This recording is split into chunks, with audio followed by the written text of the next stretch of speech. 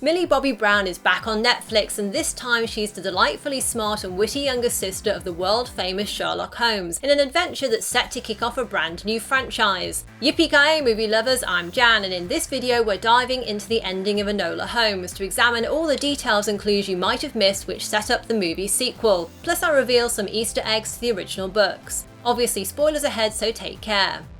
The ending of Enola Holmes sees the teenage detective not only solve the case of the missing Marquis by herself and escape the clutches of her controlling brother Mycroft, but it also teases a potential team-up for her and Sherlock. In the final few scenes, we get to see how Enola and her brother think in a similar manner and how each seems to playfully enjoy attempting to outsmart the other. When Enola finds a coded message in the newspaper, she initially assumes it's from her missing mother, but quickly spots clues that reveal it's from Sherlock instead. So she returns the trick by going to the meeting place dressed as a boy and hiding herself away from her brothers. However, Sherlock already suspects that Enola will know he planted the message and senses that she'll turn up anyway. And there's a clue that Sherlock probably spotted her disguise when he walks through the colonnade and glances to the right, then says, "Thought I saw something." Sherlock continues walking, but I can't help thinking that he deliberately decided to leave Enola be and not let on to his brother Mycroft what he saw. After all, he already spotted the clue Enola intentionally left for him, so he knew she was there somewhere.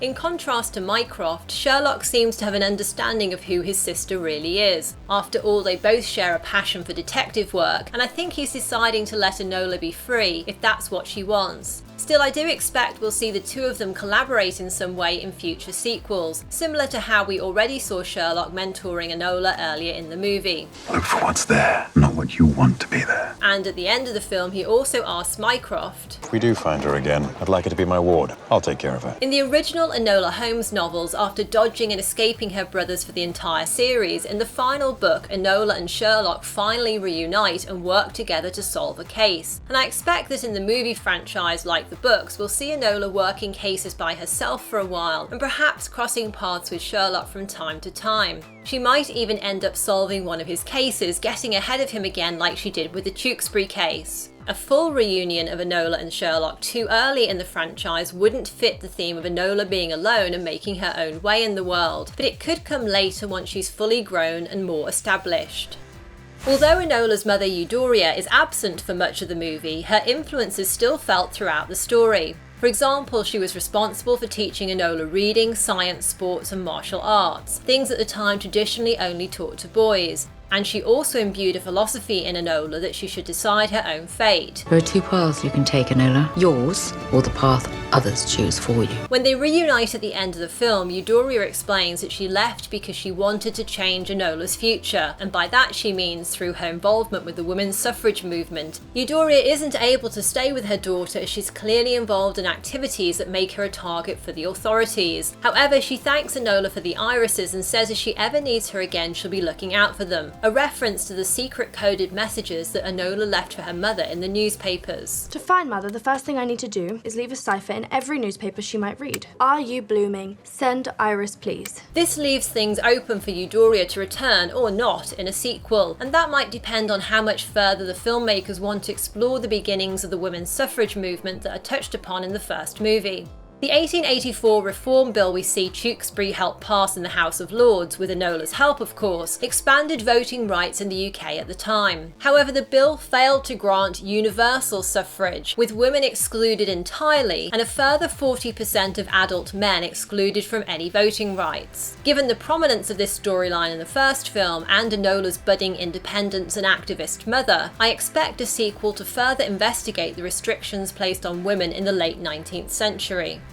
In contrast to the books, the movie decides to develop a romantic connection between Enola and Tewksbury right after they fall off the train. By the end, this romance has blossomed to the point where we see Enola place her hand on his and then he kisses it. Hopefully the sequels won't overdo the romance. After all, Enola turns down his offer of living with him and his family and insists on living independently, as she clearly wants to set herself up as a professional detective. Still, fans of the couple hoping for Tewksbury's return in a sequel can look to Enola's words. You're not rid of me yet, Viscount Tewksbury Marquess of Basilweather. As for Enola's eldest brother Mycroft, he says he's glad to be free of his responsibilities for her when Sherlock asked to be her guardian at the end. I'm curious though to see if Mycroft will continue to play an antagonistic role towards our heroine in a sequel. He's clearly very reactionary in his views towards women and society in general. However, by the end of the book series, Mycroft ends up very impressed by Enola's skills and agrees to fund an education for her. So it'll be interesting to see if, in time, the movie franchise will redeem Mycroft in a similar way. I am not the villain here. At the end of the movie, as Enola concludes the story, she tells us that she's a detective, a decipherer, and a finder of lost souls. The last point is a reference to the books, where Enola decides she's going to be what she calls a scientific Perditorian.